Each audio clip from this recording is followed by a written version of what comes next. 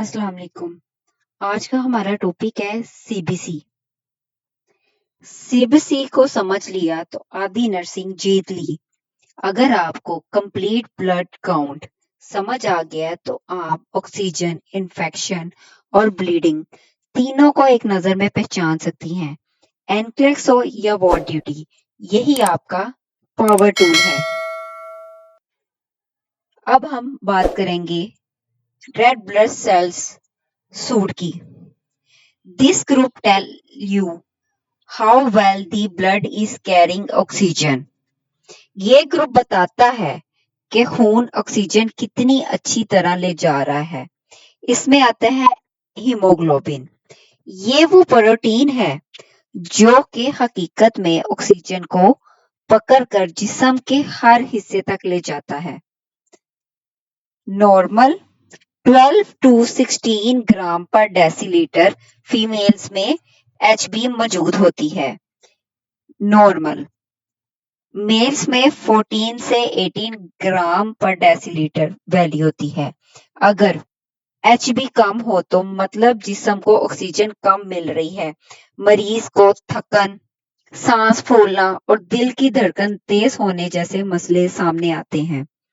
हेमाटोक्रिक, the percentage of total blood volume made of red cells. Usually this is roughly 3 multiplied by the hemoglobin। ये खून का वो फीसद है जो रेड सेल्स पर मुश्तमिल होता है। आमतौर पर ये एचबी का तकरीबन क्या होता है, 3 गुना होता है।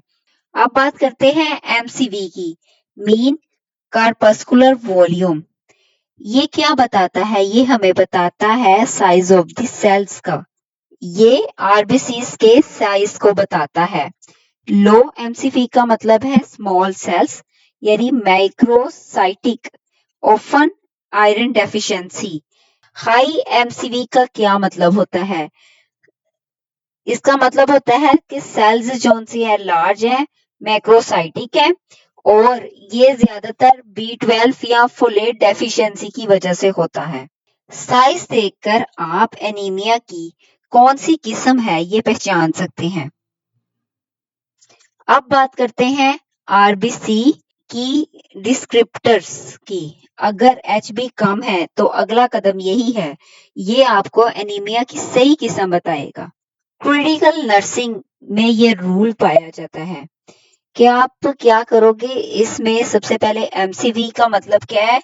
मीन कार्पस्कुलर वॉल्यूम, जो कि हमें क्या बताता है? Size of RBCs. स्मॉल हो तो ये आयरन डेफिशिएंसी होती है, लार्ज हो तो ये B12 या फोलेट डेफिशिएंसी होती है।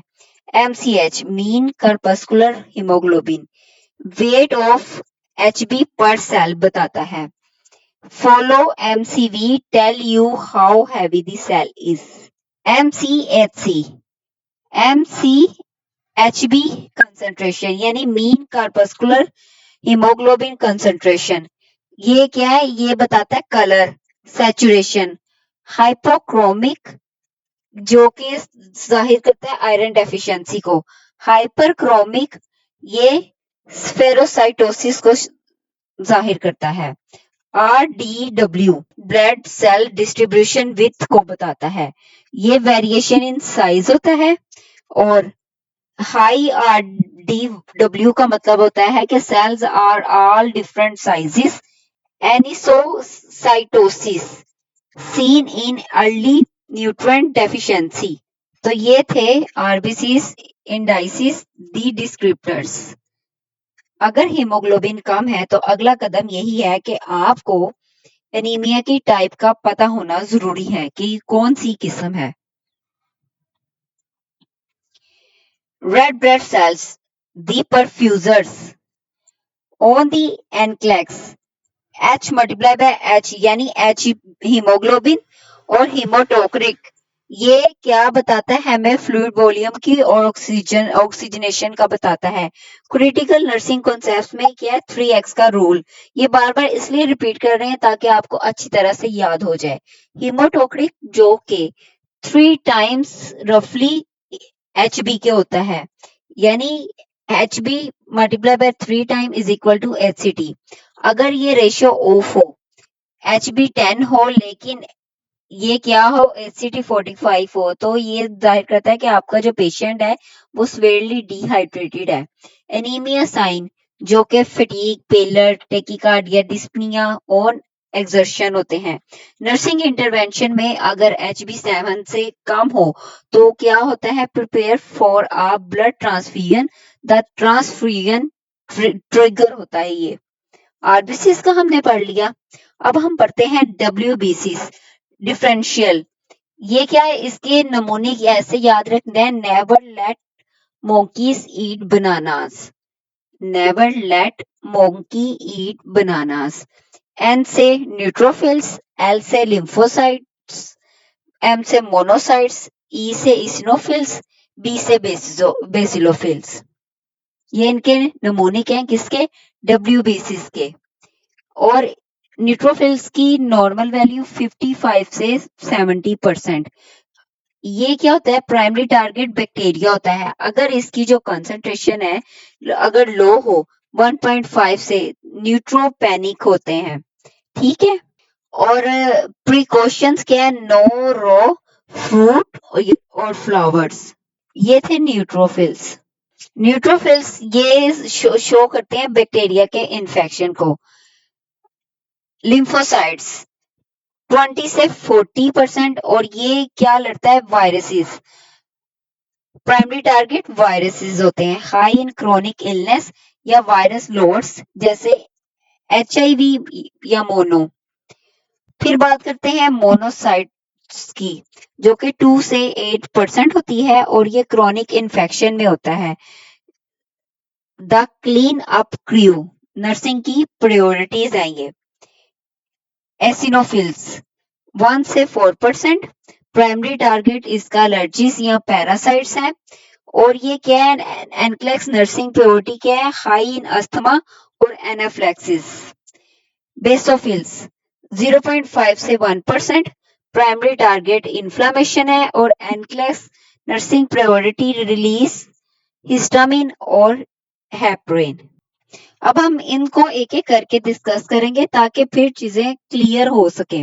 WBCs की बात की जाए तो these are the soldiers of the immune system.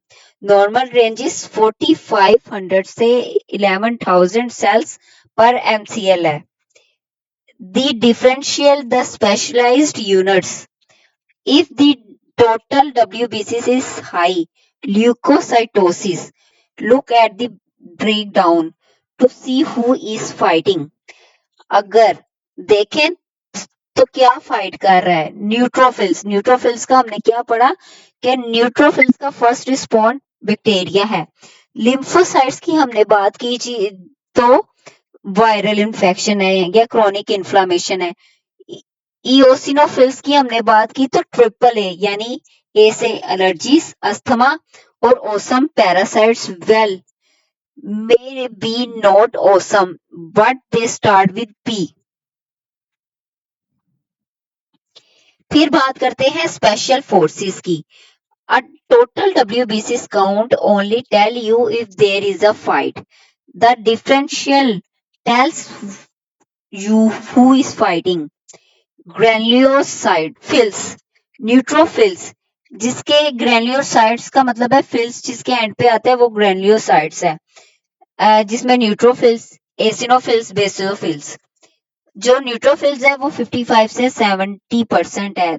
ये infantry, they go up in acute bacterial infection. Bands immature neutrophils. A shift to the left means the bone marrow is panicking and send out unfinished soldiers. Neutrophils ये bacterial infection में बढ़ते हैं। ठीक है। Immature neutrophils अगर ज्यादा हो तो ये shift to the left side होते हैं, मतलब बोन मैरो घबरा गया है, सेप्सिस का खतरा है। Eosinophils think parasite, asthma and allergies. याद रखें किसको, पैरासाइट्स को, अस्थमा को, एलर्जीज को। बेसनोफिल की बात की जाए तो 0.5 से 1%, जो कि बहुत ज्यादा रेयर होता है। ये क्या करता है, रिलीज करता है हिस्टामिन्स को और ज्यादातर usually high in specialised blood disorders और मैसिव एलर्जिक रिएक्शंस, यानी शदीद एलर्जी में ये बढ़ जाते हैं, खारिज करते हैं किसको, हिस्टामिन को। अब एक ग्रैन्युलोसाइट्स की बात कीजिए तो इसके एंड पे साइट्स आता है लिम्फोसाइट्स, मोनोसाइट्स। 20 से 40% लिम्फोसाइट्स होते हैं, ये स्पेशल ओप्स होते हैं, ये हाई होते हैं वायरल इन्फेक्शंस में like flu, mono, covid and chronic inflammation.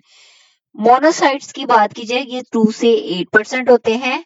The clean up crew, they turn into macrophages to eat debris after an infection. Infection के बाद सफाई करते हैं और मैक्रोफेजेस बनाते हैं। अब बात करते हैं प्लेटलेट्स की, द क्लोटर्स। इनकी नॉर्मल वैल्यू 150,000 से 400,000 पर एमसीएल होती है। थ्रोम्बोसाइटोपिनिया, अगर 150 से कम वैल्यू हो तो ब्लीडिंग का खतरा होता है।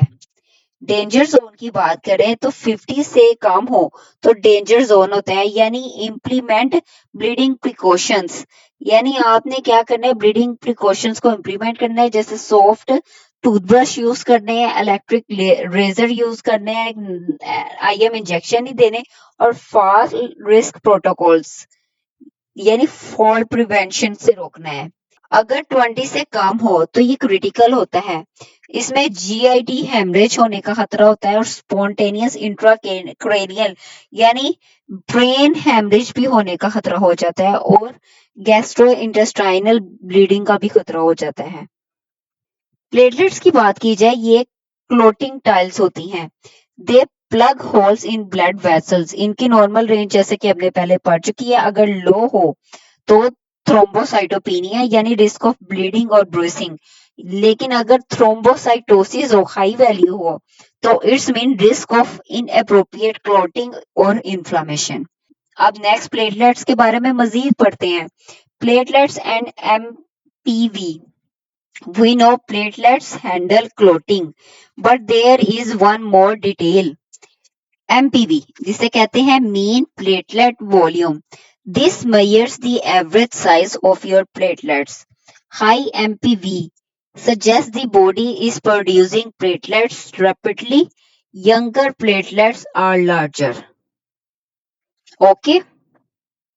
अब नेक्स्ट पढ़ते हैं लो MPV may suggest bone marrow suppression. यानी अगर एमपीवी की बात की जाए तो प्लेटलेट्स के साइज को नापते हैं हम इसमें एमपीवी में, अगर इसकी वैल्यू हाई हो यानी नए प्लेटलेट्स बन रहे हैं, अगर लो हो तो बोन मैरो सुप्रेशन है। सीबीसी की कंप्लीट बात की जाए तो इसकी पूरी रिपोर्ट जब हम पढ़ते हैं तो उसमें साइड्स पे याद आता है डब्ल्यूबीसी का क्या मतलब है, व्हाइट ब्लड सेल्स, आरबीसी का मतलब है रेड ब्लड सेल्स, एचजीबी का मतलब है हीमोग्लोबिन, एचसीटी का मतलब है हीमाटोक्रिट, एमसीवी का मतलब है मीन कार्पस्कुलर वॉल्यूम, एमसीएच का मतलब है मीन कार्पस्कुलर हीमोग्लोबिन, एमसीएचसी का मतलब है mean corpuscular haemoglobin concentration, RDW का मतलब है red blood cell distribution with, PLT platelet count, MPV mean platelet volume, WBC's differential percentages and absolute counts. NEUT percentage means neutrophil percentage. It's mean absolute neutrophils. LY percentage means lymphocytes. Absolute lymphocytes, monocytes, absolute monocytes. Eosinophil percentage, absolute eosinophils. Basophil percentage, absolute basophils. ये चीज हमने abbreviation पढ़ ली।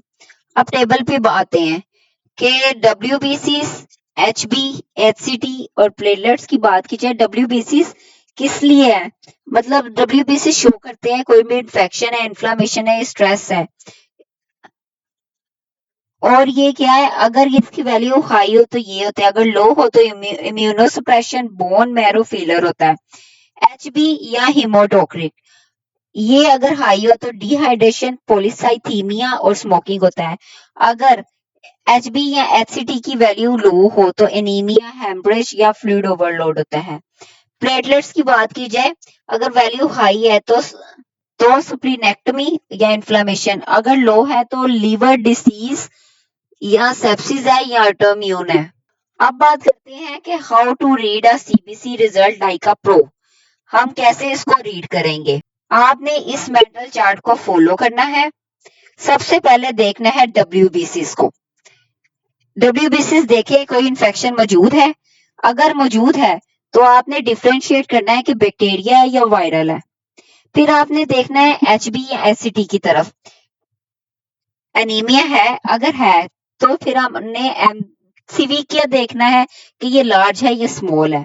फिर आपने platelets की तरफ आना है कि कहीं ब्लीडिंग का कोई रिस्क फैक्टर तो मौजूद नहीं है। फिर आपने आरडीडब्ल्यू की तरफ आना है कि इसमें कोई प्रॉब्लम है, यानी हाई आरडीडब्ल्यू है, क्रोनिक है और स्टेबल स्टेट है, यानी नॉर्मल आरडीवीडब्ल्यू है। आपने सीबीसी को इस तरह लाइक अ प्रो रीड करना है।